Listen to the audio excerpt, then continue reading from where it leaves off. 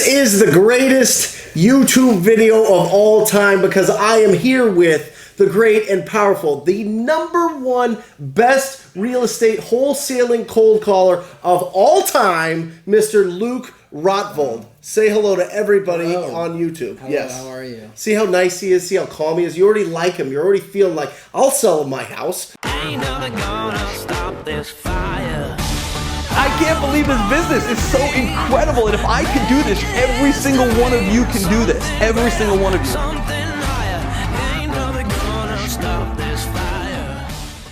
So, Luke, I've been hyping you up for years as the absolute best because personally I've benefited from your skills, right? Okay, You had worked with me for a long time. Yep. Luke is #2. If there is a origin story to the TTP program, it started. You're #2 because #1, of course, is your wife. Oh, is yes, his wife this is true, Sage? this is true. Now she was an absolute beast. This is back in the day when I was literally getting lists of properties, getting the phone numbers and hand dialing them and calling them up right next to your wife, making the calls, getting deals. That was how we did the first 25 deals of our career, was literally just driving around neighborhoods, writing down rough properties and cold calling them and getting contracts signed. Absolutely. Right? Yeah. And that's how you started because Sage really, she liked doing it. She was good at it, but really her passions lie outside of real estate, wholesaling, real estate in general. Yep. And in stepped, at her time, her boyfriend. And you came from, what was your background at the time? I bartended for about 5 years. Yep. And after bartending, I was selling cars and flipping stuff. You know, like what Gary Vee says, flipping random things on Craigslist, stuff like that. Right. And then, you guys came around, and there it was. That's where... And you jumped all over it. Oh, yeah. See, the thing is, he got a list of properties. He actually started calling on his wife, his girlfriend at the time's lists, and was already having really good conversations. So all of a sudden, I started getting calls from Luke saying, hey, I've got this guy interested in selling this property. And I was like, what is going on here? Where are you coming from? Yeah. No, for sure. Yeah. For sure, it was a good time. So when you started out, now we're talking to a lot of people that are interested in doing this. Yeah. They're interested in getting to wholesaling, or they've been doing it a lot, but they're interested in cold calling. Yeah. Why does cold calling work for you? I mean, it works because you're direct with the seller. Yeah. There's so many different marketing ways out there, but when you're cold calling, you are reaching out, you are being proactive, as you say. So you can get in front of as many people as you want. You don't have to worry about, if it's going to get to them or not. You're getting right in front of them. Right now. Yeah. And when you started, it took a little bit to get going, absolutely, right? Yeah. I probably took me about 4 months to get my very first deal. Mm-hmm. And after that, it kind of started popping about 1 a month or so. Then probably about 2 a month. And then it's just, that kind of started the cycle, and it just kept going and kept going from there. And what year did you start? Oh man, that would have been 2014. 2014, yeah, because it's been a little 4.5 years about. Yeah. So Luke started working with us. He would get the deals. Yeah. We would comp them. We would make sure that the prices were right. We would go with the contracts. We would go on appointments together. Oh, yeah. Get the contract signed. Yeah. And then you just evolved and evolved and evolved and evolved to the point where we're literally sitting in his office. He's got 3 other guys outside of this office making calls right now, following up with leads in multiple different markets. Okay. He's in Phoenix. He's in Utah. He's in Louisville. Right. Absolutely. And they're all being successful from picking up the phone, and talking to people, and calling people, and calling people. Absolutely. So when you started, what was the hardest part?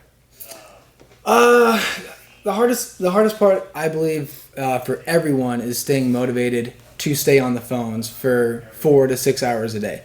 That's the hardest part because as we all know, it's not easy to do. Mm-hmm. You get bored. There's things that come up, and you just. Especially if you're calling at home, you get distracted easily. If you don't have an office to go to, stuff like that. So that makes it very difficult. But I just think that one of my tips is that if you can find something, and you've heard me talk about this before. Yep. So if you can find something to do while you call, it makes it 10 times easier. So what did you find to do by chance? I like football. Yep. So I play a little bit of Madden. A little bit of Madden Live. A little bit online. So I want you guys to envision this, okay? Luke is literally, he's got, what do you have, a laptop? What were you dialing with? It was a laptop at the time, yeah. Laptop. Yeah. Couch. Laptop sitting on my lap. Yep. Controller. Yep. And just looking up and down from the computer to the TV. And you're playing Madden Live. Absolutely, yeah. Were you any good? I don't like to brag, but I mean, top 4% in the world. Top 4%. So listen to this, guys. He's making doesn't pay. That doesn't pay, but Madden doesn't pay, but it can help you find something that does pay. But which is cool. It worked for you. Absolutely. Because as you're making calls, that's what kept you on the phone for 4 hours at a time. Was that 4 you to would 6 hours, yeah. 4 to 6 hours at a time. Was that he was honing his skills. He was learning different words. A lot of the TTP script originates from Luke's crafting, of different words that would hit right with sellers. Absolutely. And getting straight to the point. We discovered that when we were calling, there's only 6 responses you get. Yes, no, maybe in the future. How much will you give me? How'd you get my number? And who are you? Yeah. That's it, right? Yeah, absolutely. And like you said, there's when it comes to fine tuning your craft, when you're pounding the phones for 4 to 6 hours a day for 4.5 years, you start picking up small things that turn people off. You find out small things that get people more engaged, right? Things like that. And so what we've done is we've implemented them into our calling to where it's, every tiny little detail of every call, there's something that you can change about it to make it go your way. You give us At least give you a better chance, at least. Give me a for instance. Give him an example. Give us some meat. Luke. Okay, so for example, when you pop up the Zillow estimate, right? When it says, how many square feet is on the property is. Yeah. So one thing, super small thing that I do though, is that I will throw out and say, I'm showing that your property is, let's just say that on Zillow it says 1,750 square feet. Yep. So I'll throw out and say, I'm showing that your house is about 1,900 square feet. Does that sound about accurate?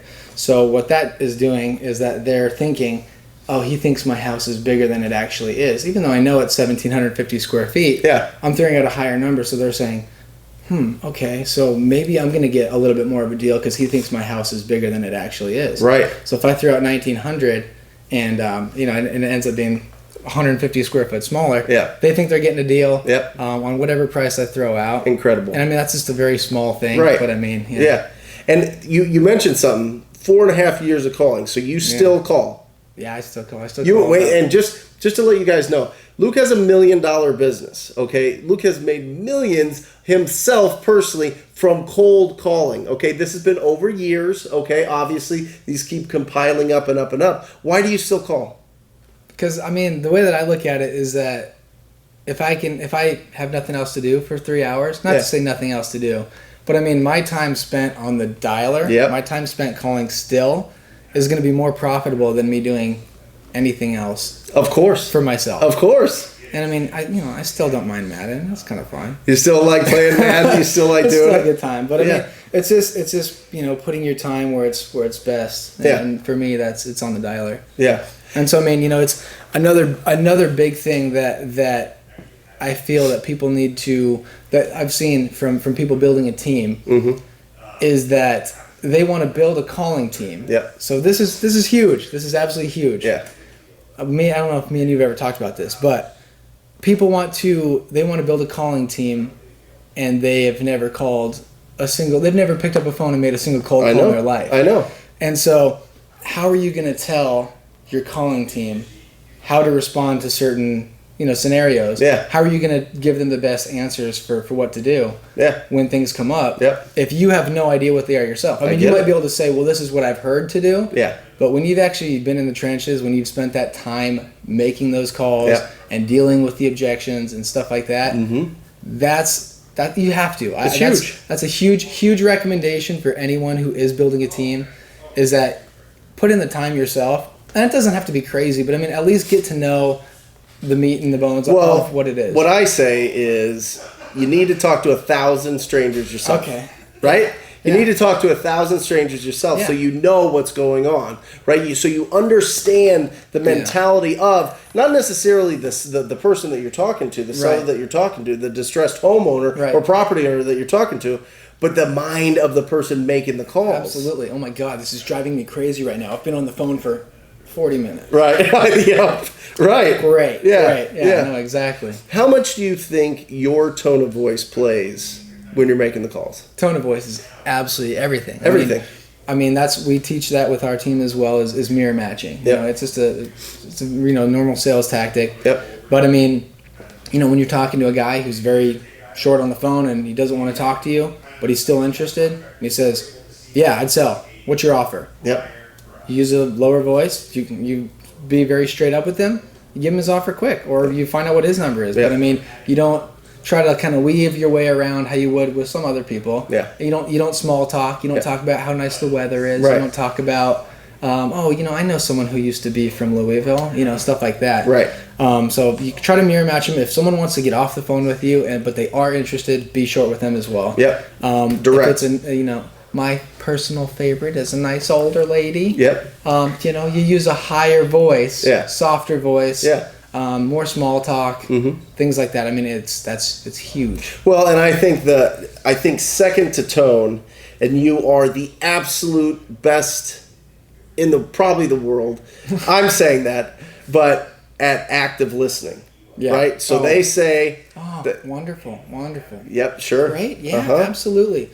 Yeah, I mean, why is that so powerful? Why does that sound? But in your words, I mean, I've obviously said why in this channel, but in your words, like the reason, I mean, you're not going to ever get a deal if you're going to argue with someone, right? And that's the thing is that we have to teach too, is that why are you going to sit there and tell someone, okay, let's just say their house is, let's say the estimate's $250, right? Yeah. The estimate's $250. Okay, if we have to come in at $175, whatever it is, right? Yeah. And they tell you, oh no, my house is worth at least $250. Yeah. You're not going to get the sale. Right. They want $250. Yeah. They're not coming off of it. You're at $175. Do you really want to spend the next 5 minutes fighting with them over telling them why their house is going to be worth $175? Right. No. And so I mean that's the thing is that it doesn't make sense to spend that time on that. Yeah. But I think it's the little things that you say that make the conversations blossom because they open up, because they understand that you're listening to them. You're not just asking them a question like a robot and being quiet, right? It's the difference between a conversation and an interrogation. Yeah, being very agreeable, it definitely opens them up. Agreeable, 100%. Being agreeable opens them up to getting deeper into conversation. Well, and I think it gets down to confirming and approving, just like you were saying, confirming and approving, whatever their thoughts are. Yeah. You know what I mean? I think the house is $300. Okay, great. Yeah. I see why you would say that you think it's worth $300. No, that makes sense. I'm just letting you know where we've been buying them personally. Yep. Is around the 220 mark. I understand that you think yours is $300, and I could see where you're coming from on that. But us personally, where we've been buying them is about 220. And it sounds like we could be fairly close. I mean, do you think there's any kind of wiggle room in there? I mean, possibly. Do you think you'd maybe come down to 250? Maybe. Yeah. Okay. Yeah, wonderful. Okay, great. Okay, great. I could possibly come up. I just would really need to get a chance to see the inside of the property. Yep. It's hard to give you a real concrete number without seeing the inside. So I mean, if I could get the chance to meet you, which I would love to get the chance to meet you. Sound like a wonderful person. Yep. But if I could see the inside, I could let you know if I could come up to that 230 or so. Maybe we could meet in the middle. Yeah.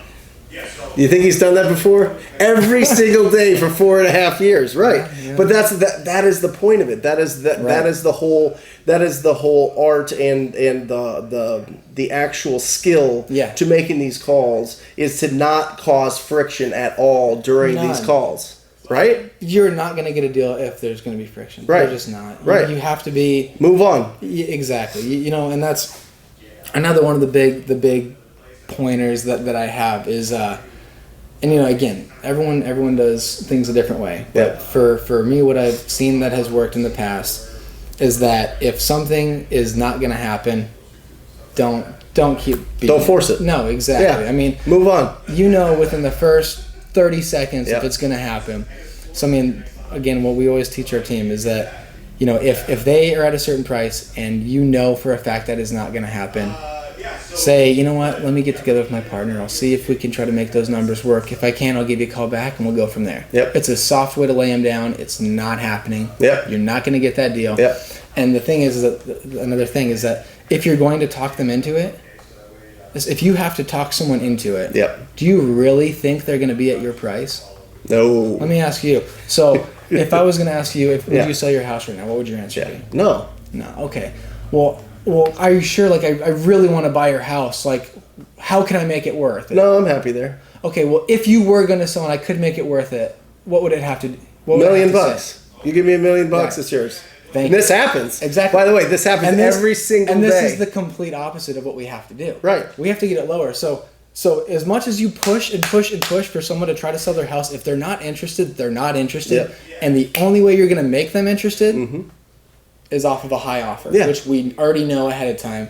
Wholesaling is not offering over. Well, and it's something that Tom Kroll, my mentor, told me a long time ago, tells everybody, we're deal finders, not deal creators. Right? Absolutely. We find the deals. Absolutely. We find the opportunities. Yeah. We find opportunities in the marketplace. We don't just create them out of thin air. Where there's not any script. There's nothing that's going to, all of a sudden crumble their defenses and they're going to sell at a discount for their property. Especially properties that, as soon as you hear that they've remodeled the kitchen, they've remodeled their master bathrooms, they've got such pride in their house. You look at the Zillow picture of it, the landscaping is perfect. That's not a deal. No, it's not. That's not a deal. For sure. So, you can really, I think you said something really, really important. I want everybody to pay attention to this. In the first 30 seconds. Yeah. If it's going to be a deal. Now, I think a big mistake that I made, and I'm sure maybe you made it yourself when we started, was you're having a good conversation with somebody,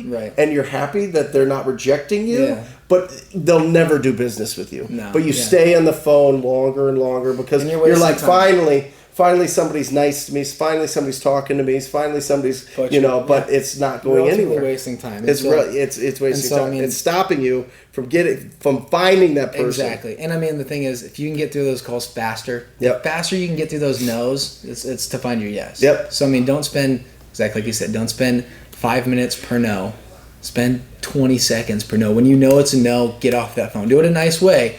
Don't say, hey, it's not going to work. Have a good one. No. Let me see what I can do. See if I can try to make it work. If I can, I will get right back to you. Yes. And then you're not going to call them back. That's not going to happen. This isn't even gold advice. This is like platinum advice. This is diamond advice. You see how crazy I'm getting here? What we're going to do here, guys, is we're going to do a tour of his office, see what's going on, see people actually making calls, and then we're going to actually go and see the fruits of Luke's labor, because I think it's really important. One of the biggest things that doesn't get talked about enough is the lifestyle you get once you control your schedule. Because here's the thing. Luke calls and talks to people on his schedule. He time blocks time. His team time blocks time on their schedule. They're not anxiously awaiting somebody to interrupt their day with their family and small children and their dogs and their boats and everything because they have to answer an incoming marketing call. And I think this is a huge advantage. If you guys are looking for lifestyle in this business, it's a huge advantage to have conversations on your schedule. So check this out.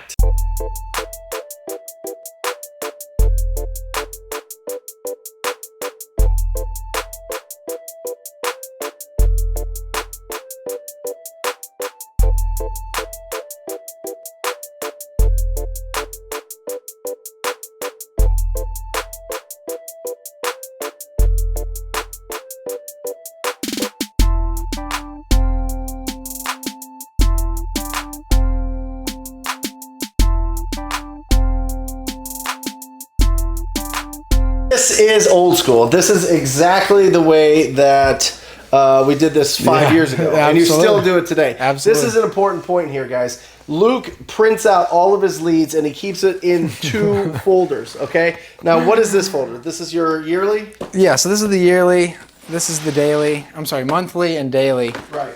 So what do you do every day? You come in? So what we do is the callers all put their leads, in these 2 folders based on, when they're supposed to call them next. Yep. So as of right now, we are in April. So this is the April folder. It's got 1 through 31. So if you've got someone who says call back in 7 days, today's the 17th, so you'd put it in the 24th.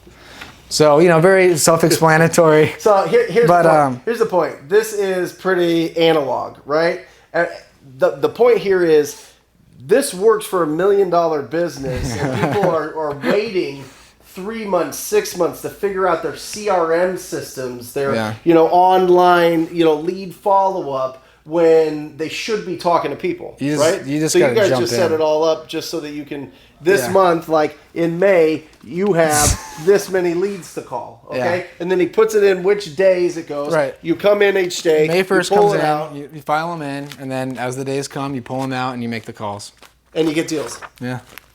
And Absolutely. And you don't lose deals. And we don't lose deals. It doesn't like there's a stack here, there's a stack there. Like we've thought about if there was a fire. Yeah, okay, that's come up before.